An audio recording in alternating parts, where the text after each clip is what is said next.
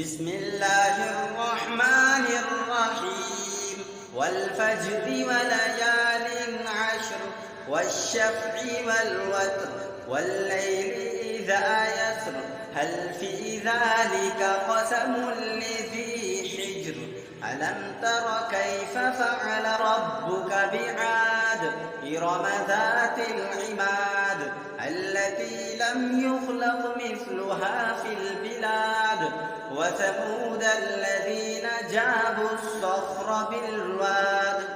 وفرعون ذي الأوتاد الذين طغوا في البلاد فأكثروا فيها الفساد فصب عليهم ربك سوط عذاب إن ربك لبالمرصاد فأما الإنسان إذا ما ابتلاه ربه فأكرمه ونعمه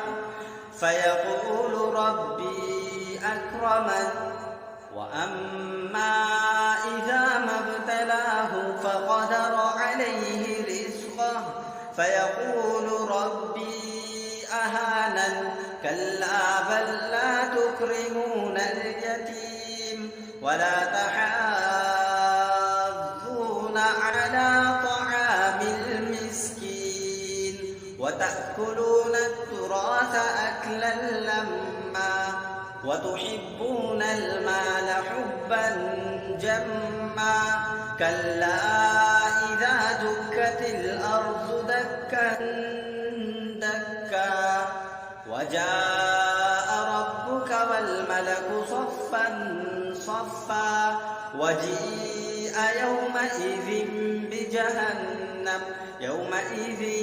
يتذكر الإنسان وأنى له الذكرى يقول يا ليتني قدمت لحياتي فيومئذ لا يعذب عذابه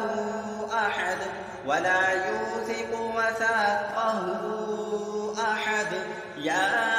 أيتها النفس المطمئنة ارجعي إلى ربك راضية مرضية فادخلي في عبادي وادخلي جنتي